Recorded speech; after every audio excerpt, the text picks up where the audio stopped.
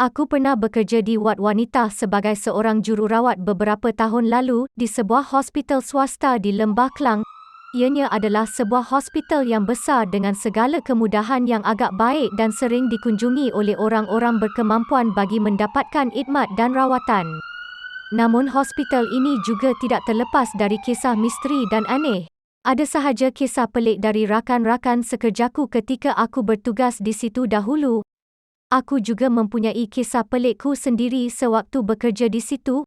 Salah satunya adalah ketika aku baru-baru masuk bekerja beberapa bulan dan bertugas di shift malam. Seingat aku malam itu aku bermula shift dengan menjaga kaunter pendaftaran bersama dengan ketua jururawatku yang membimbing dan menyelia tugas aku beberapa bulan itu.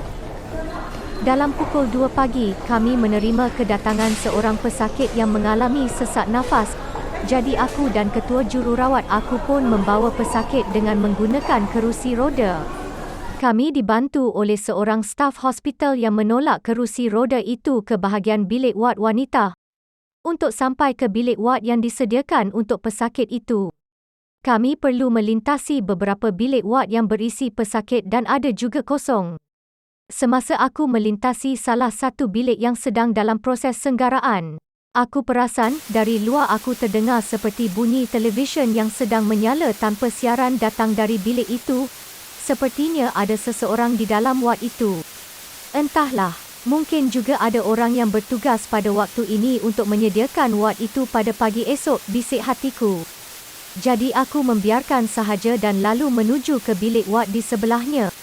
Setelah aku dan ketua jururawatku selesai menempatkan pesakit tadi yang ke wardnya, kami terus membuat pemeriksaan susulan dan rawatan segera bagi melegakan sesak nafasnya itu.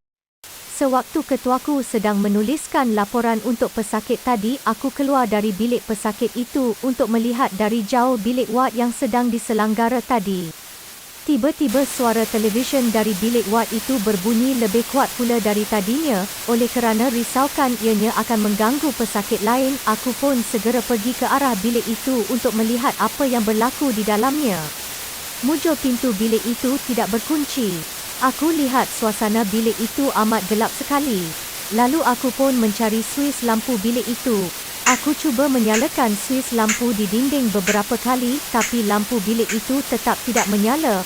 Walhal bunyi televisyen kedengaran lebih kuat apabila aku berada di dalamnya, aku memerhatikan dalam bilik itu kelihatan satu bayang wanita berada di tepi tingkap. Setelah bayang itu perasan kehadiran aku, ia cuba menghampiri aku pula. Aku yang ketakutan hanya mampu menutup mata sahaja. Tiba-tiba bahu aku disentuh dari belakang. Ya Allah! Terkejut sungguh, rasa macam nak melompat sahaja kakiku dibuatnya. Mujurlah itu adalah ketua jururawatku yang mencari aku sampai ke bilik ini.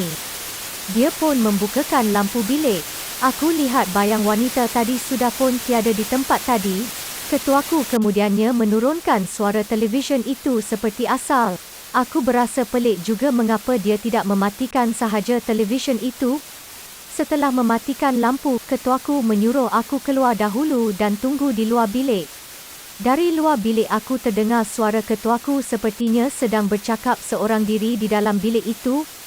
Meremang bulu tengkuk aku bila melihatkan kejadian ini. Apa yang berlaku sebenarnya ni? Setelah ketuaku keluar dari bilik itu, dia memberitahuku yang bilik ini memang kosong dalam 2 minggu. Pihak hospital sedang berusaha melakukan sesuatu untuk perkara ini, beritahunya kepadaku. Kalau kita tak nyalakan televisyen itu, ia tetap akan menyala sendiri juga, katanya lagi.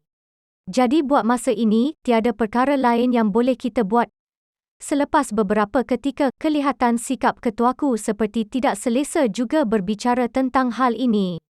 Lalu dia pun berlalu dan meninggalkan aku dengan 1000 persoalan. Selepas peristiwa ini tiada pula misteri bunyi televisyen dipasang lagi kedengaran di bilik yang sama. Malah bilik ward persendirian ini pun telah digunakan seperti biasa selepas beberapa hari.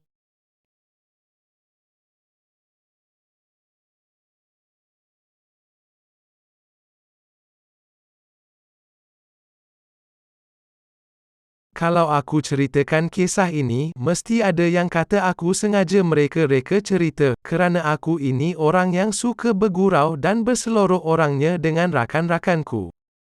Namun kisah seram ini berlaku ketika lori yang membawa perkakas kerja welding syarikatku yang dalam perjalanan menghala ke Kuantan telah terkandas di waktu malam di satu jalan yang sunyi dan jauh dari sebarang kenderaan. Rakanku yang memandu pun menghentikan lori di tepi jalan. Dia lalu keluar dari kenderaan untuk melihat-lihat enjin lori. Namun kemudian, dia membuat keputusan untuk keluar mendapatkan bantuan memandangkan waktu ketika itu baru dalam pukul 9.30 malam. Setelah berbincang, lalu tinggallah aku berseorangan untuk menjaga peralatan di belakang lori yang kami bawa untuk kerja pembaikan pelanggan syarikat. Aku mulanya cuba melelapkan mataku, tapi oleh kerana panas dan nyamuk aku mula terjaga.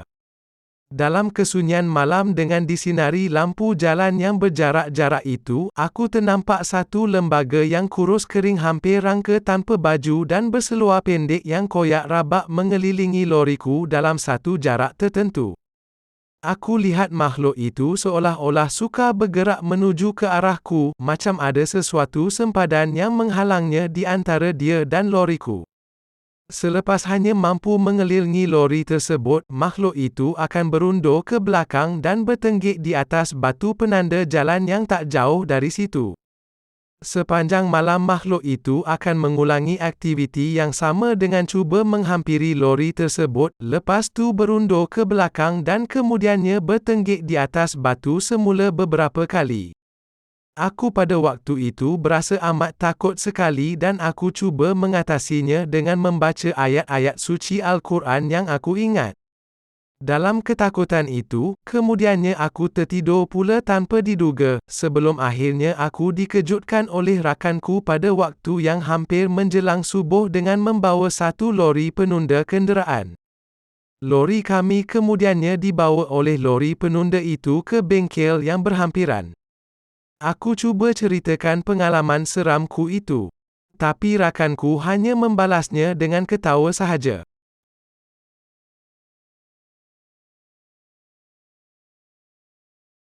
Ini adalah kisah yang terjadi pada waktu mudaku pada awal tahun 2000, ketika itu aku menjadi pekerja untuk satu syarikat di lapangan kapal terbang. Pada suatu malam yang cerah dan bercuaca baik, aku diminta hadir bertugas dari Subang ke KLIA pada awal pukul 1 pagi. Setelah membuat persediaan yang mencukupi dari dokumen dan peralatan, aku pun memandu kereta ke sana dengan melalui jalan-jalan yang sunyi. Aku pada waktu itu tidaklah memikirkan banyak hal sangat kecuali tugasan yang akan perlu aku sudahkan apabila sampai nanti.